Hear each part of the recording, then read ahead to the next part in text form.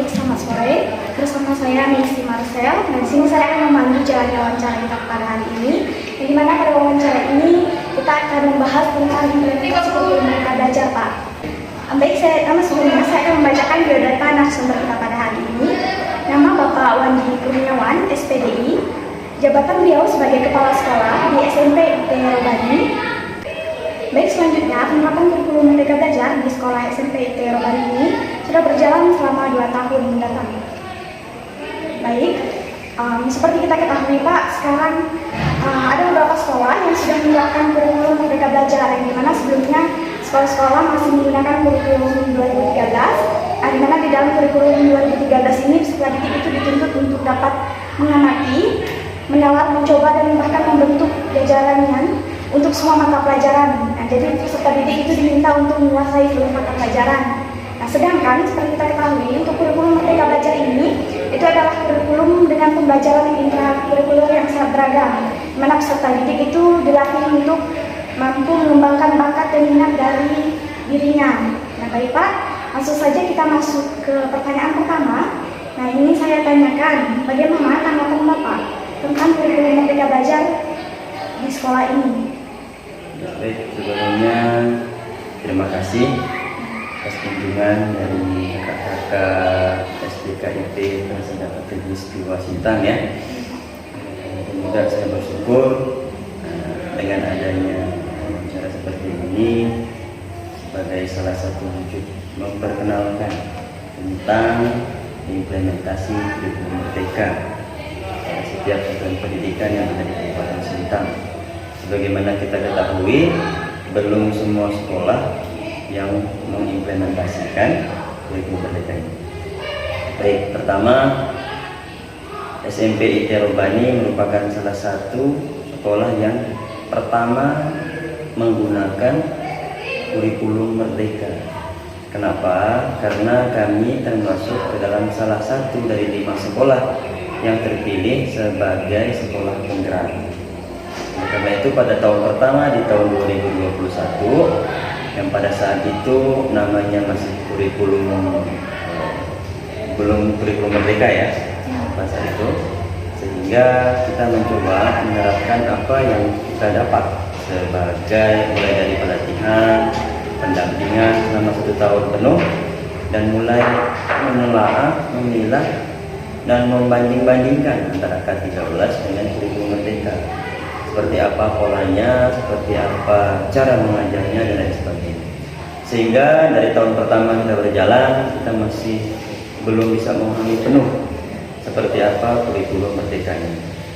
Tapi di tahun kedua, kita sudah mulai melihat perbedaan di antara 2013 dan kurikulum Merdeka. Yang pertama, sangat dirasakan bahwa kurikulum Merdeka ini menurut pribadi saya jauh lebih baik. Bukan berarti 2013 tidak baik, tapi kurikulum Merdeka ini jauh lebih baik, sangat baik. Dan saya rasa dari kementerian pun juga bukan berarti ganti menteri ganti kurikulum, tidak. Saya rasa ini penyempurnaan daripada kurikulum sebenarnya sebelumnya, gitu kan.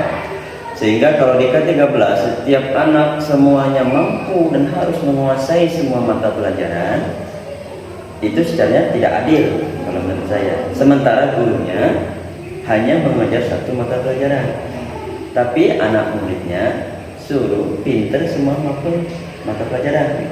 Nah, di kurikulum Merdeka ini saya merasakan bahwa setiap anak berhak untuk mendapatkan pendidikan yang jauh lebih baik sesuai dengan minat dan bakatnya. Sehingga dari situlah tidak ada lagi yang namanya anak kurang, tidak ada lagi anak lebih. Semuanya anak memiliki potensi sama rata sesuai dengan minat dan bakat. Mungkin seperti itu. Ya, baik, terima kasih Pak. Nah, seperti kita ketahui kan Pak, kalau guru-guru dulunya itu lebih fokus kepada sistem metode diskusi pada kurikulum 2013. Nah, sekarang kan lebih kepada minat dan bakat siswa. Nah, kira-kira apa saja kendala yang dihadapi guru dalam melaksanakan kurikulum Merdeka Belajar ini Pak? Baik, kendala pasti ada, karena yang namanya perubahan itu pasti di awal-awalnya ada kendala. Di kurikulum K13 kita ketahui bahwa guru monoton mengajar. Terkadang sekedar menyampaikan materi sambil duduk-duduk, diam-diam, ceramah gitu ya. Kalau penyebab tidak mengganti metode yang lain, metode diskusi, dan itu pun hanya condong kepada murid-murid yang mungkin lebih berpotensi.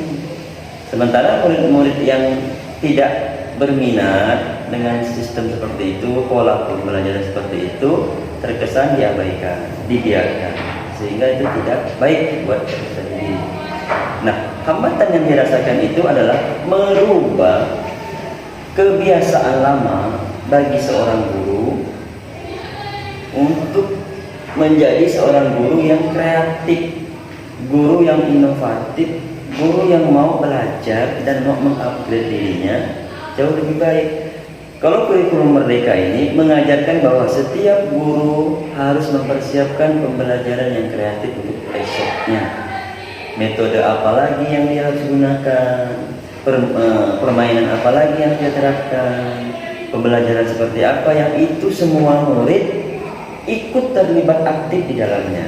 Tidak hanya murid-murid yang bisa dikatakan murid-murid pintar, murid-murid yang berani, sementara murid-murid yang mohon maaf belum pintar atau tidak pintar atau murid-murid yang pendiam tidak dipedulikan. Nah, jadi merubah dari sistem kebiasaan lama merubah ke kebiasaan baru, itulah yang menjadi hambatan saat ini, yang belum bisa secara penuh untuk dirubah. Jadi tapi bertahap, mudah-mudahan bisa berubah. Ya Pak, tadi kan Bapak sudah menyebutkan ada beberapa kendala yang dihadapi guru dalam mengimplementasikan kurikulum Merdeka Belajar ini. Nah, ini selanjutnya, lalu bagaimana cara Bapak mengatasi kendala tersebut seiring berjalannya waktu, Pak? Baik, terima kasih. Memang di mana-mana yang namanya hambatan pasti harus kita cari solusinya, Ya, Pak. supaya hambatan itu dapat kita hilangkan. Minimal tidak sepenuhnya, tapi ada perubahan yang kita lakukan. Nah, bagaimana sih cara saya untuk mengurangi ataupun menghilangkan, mengatasi hambatan-hambatan yang ada? Pertama, saya selalu menekankan bahwa guru-guru semuanya itu kita adakan pelatihan-pelatihan bagaimana proses pembelajaran paradigma yang baru, bagaimana membuat suasana kelas itu lebih menyenangkan, lebih asik, sehingga anak-anak tidak jenuh dan tidak bosan. Selain pelatihan in-house training, kita adakan workshop. Setelah kita adakan itu, saya selalu rutin setiap satu semester itu selalu saya evaluasi, termasuk supervisi pembelajarannya.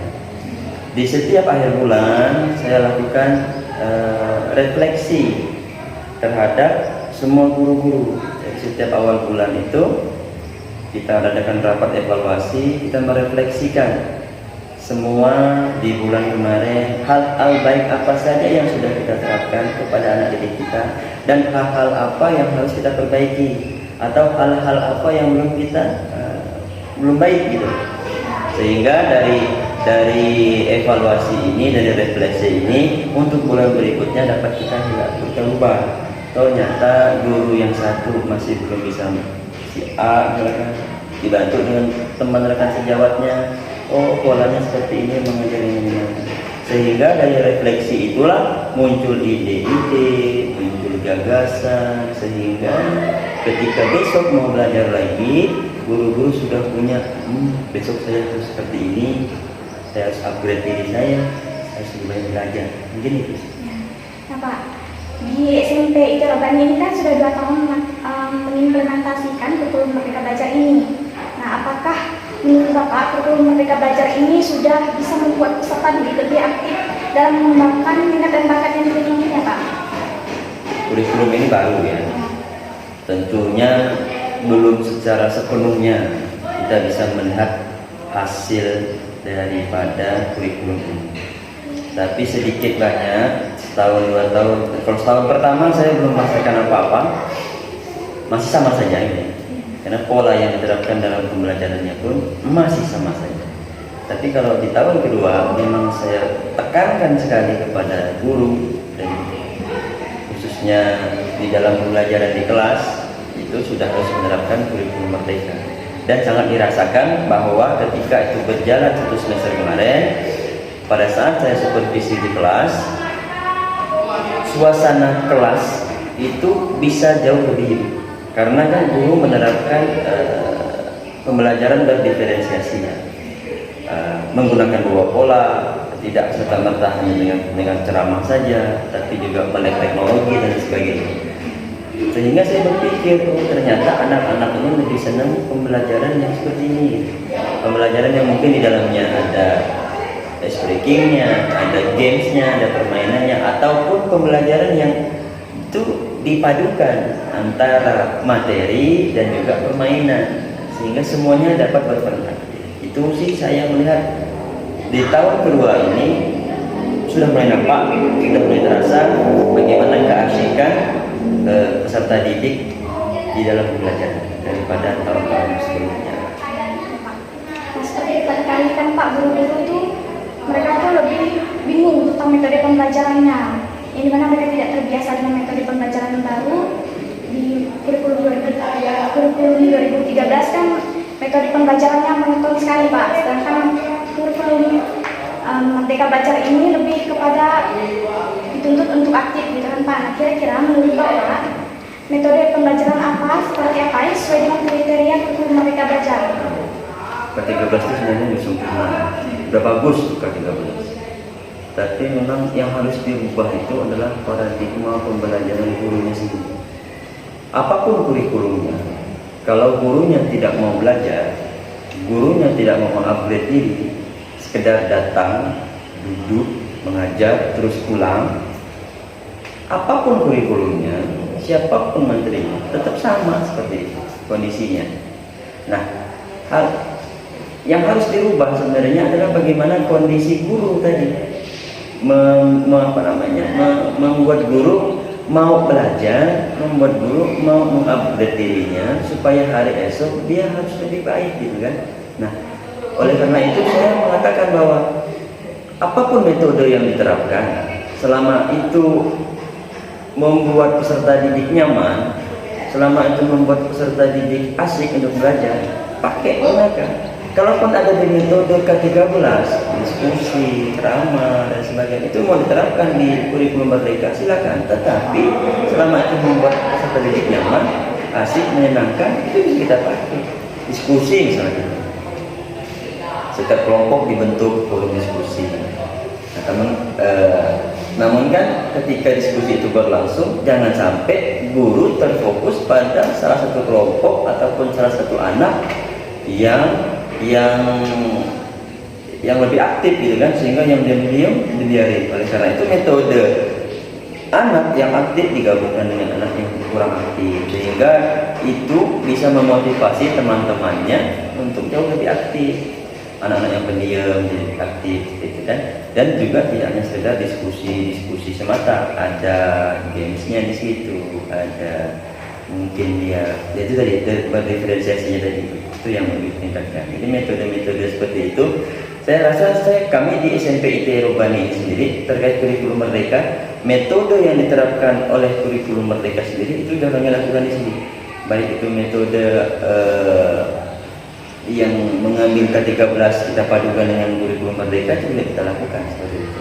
Terutama metode yang paling nyaman itu adalah metode berdiferensiasi tadi, ini memadukan pembelajaran tadi supaya lebih menyenangkan dan asyik gitu. Itu sih.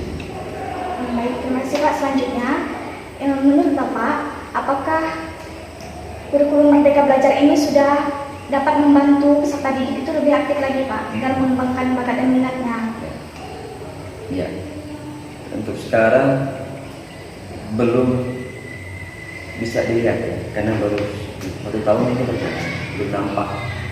Tetapi karena di kurikulum Merdeka ini kan ada pembelajaran proyek ya, yang itu untuk tujuannya itu adalah bagaimana seorang peserta didik bisa memiliki penguatan profil pelajar Pancasilanya. Nah, dari situlah yang saya rasakan materi proyek inilah yang bisa membuat peserta didik terbentuk karakternya, dapat dipahami minat dan bakatnya. Dan itu yang membedakan dia dengan yang lain.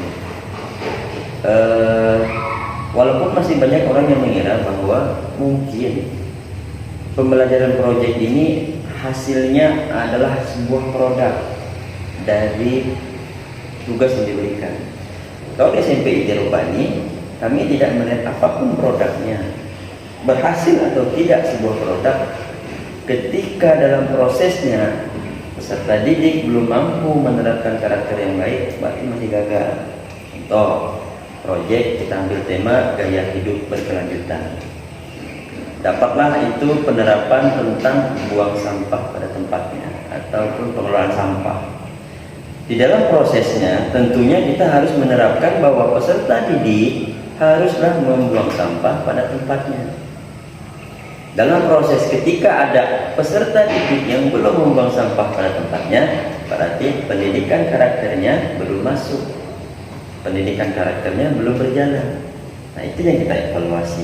Nah, dari kurikulum merdeka, membedakan kurikulum merdeka dengan K13 itu saya rasakan di penguatan proyek profil pelajar Pancasila. Karena disitulah dapat memasukkan semua karakter. Karakter berimannya ada di situ, gotong royongnya ada di situ, mandirinya di situ, pokoknya semuanya ada di situ.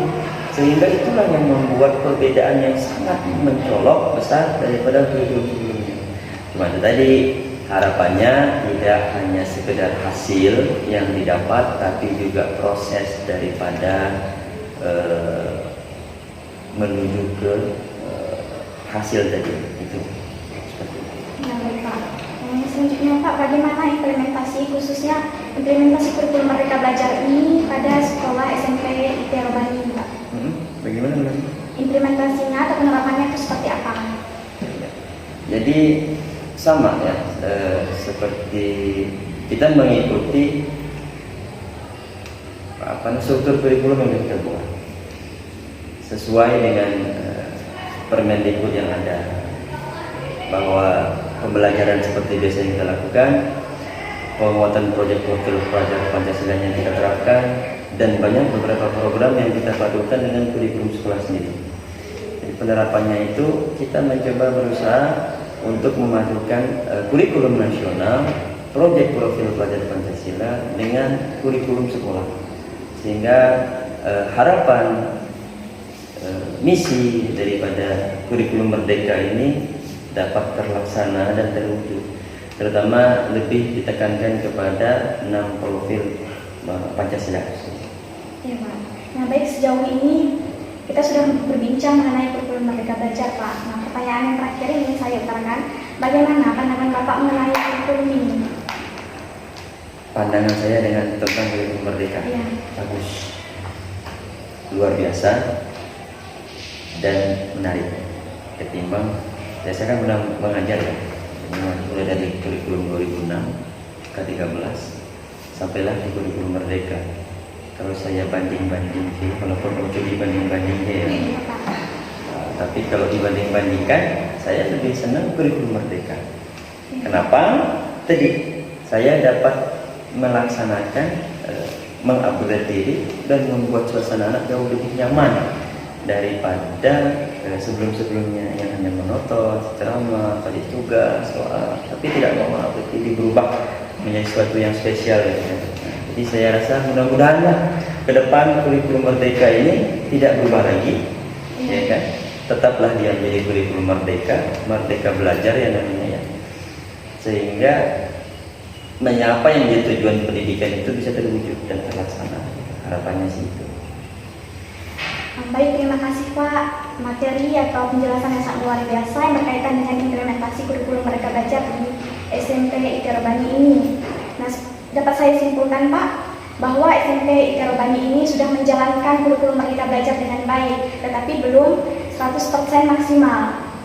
Dan kurikulum Merdeka Belajar ini juga sangat baik diterapkan di kalangan SMP, SD maupun tingkat SMA Pak, karena dapat mengasah kemampuan peserta didiknya. Jadi mereka tidak terpaku pada pengetahuan IQ-nya saja, tetapi mereka dapat mengembangkan minat dan bakat yang dimilikinya Pak. Jadi terima kasih banyak Pak atas waktunya. Mohon maaf Pak sudah mengganggu. Terima kasih banyak, materinya sangat luar biasa. Terima kasih.